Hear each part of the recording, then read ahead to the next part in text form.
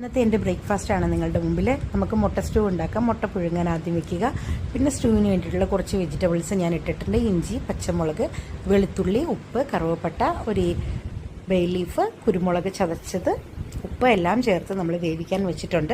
അതിനുശേഷം അത് വെന്ത് വരുമ്പോഴത്തേനും ഒരു ചീഞ്ചട്ടിയിലോട്ട് അല്പം കടുക് വറുത്ത് സവാള ഇട്ട് വരട്ടി പച്ചമുളകും ഇട്ട് നമ്മുടെ വെന്ത് വന്നിരിക്കുന്ന കഷ്ണങ്ങളും ചേർത്ത് അതിൻ്റെ വെള്ളവും കൂടെ ഒഴിച്ച് നന്നായിട്ട് തിളപ്പിക്കുക കേട്ടോ. തിളപ്പിക്കുമ്പോൾ നമുക്ക് ഉപ്പും മുളകും എല്ലാം നോക്കണം. ഒരു പിഞ്ച് ഗരം മസാല പൊടിയും ഇത്തിരി കുരുമുളക് പൊടിയൊക്കെ ഇട്ടാണ് കേട്ടോ നമ്മളതിൻ്റെ ടേസ്റ്റ് ബാലൻസ് ചെയ്യുന്നത്.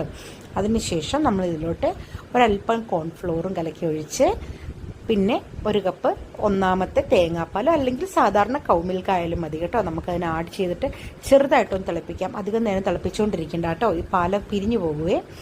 അതിനുശേഷം നമുക്ക് ഇതിൻ്റെ ടേസ്റ്റും ഉപ്പും സ്പൈസിനെസ്സും എല്ലാം നോക്കിയിട്ട് എന്തെങ്കിലും ആഡ് ചെയ്യണമെങ്കിൽ ആഡ് ചെയ്യാം. കുരുമുളക് പൊടിയാണ് ഞാനിവിടെ എരിവിന് വേണ്ടിയിട്ട് ആഡ് ചെയ്തിരിക്കുന്നത് കേട്ടോ. നമ്മൾ വേറെ മുളക് പൊടികളോ മല്ലിപ്പൊടികളോ ഒന്നും ചേർക്കുന്നില്ല. അതിലോട്ട് നമ്മളുടെ പുഴുങ്ങിയ മുട്ട പൊളിച്ചു വെച്ചിരിക്കുന്നതും ചേർത്ത് നമുക്ക് സ്റ്റൂവിൻ്റെ അവസാന പരിപാടികളിലോട്ട് കിടക്കാം. Stew ready. മാവ് ഇങ്ങനെ പുളിച്ചിരിക്കുകയാണ്, തൊട്ടിട്ടില്ല. നമുക്ക് ഒരു തവി എടുത്തൊന്ന് ഇളക്കി നോക്കാം. നല്ല സോഫ്റ്റ് ആയിട്ടുണ്ട് കേട്ടോ. ഉപ്പും അതിൻ്റെ ടേസ്റ്റ് എല്ലാം പക്കയാണ് കേട്ടോ. എല്ലാം ഇട്ടാണ് ഞാൻ അരച്ച് വെച്ചിരുന്നത്. നമുക്കിനി അപ്പം ചുട്ടേക്കാം. ചൂടോടെ അപ്പവും സ്റ്റൂവും കഴിക്കാൻ. എന്നിട്ട് എൻ്റെ ഒരു നല്ലൊരു ഫ്രൈ പാനാണ് വെച്ചിരിക്കുന്നത്. അതിലോട്ട് ഞാൻ അപ്പത്തിൻ്റെ മാവ് ഒഴിച്ചു കൊടുത്തിട്ടുണ്ട്. നല്ല കുമിളകൾ വരും കേട്ടോ. എനിക്ക് കുമിളകളുള്ള അപ്പത്തിനോട് ഭയങ്കര പ്രണയമാണ്. എന്താണെന്നറിയത്തില്ല, അപ്പമായാലും അതിന് കുഴി വേണം.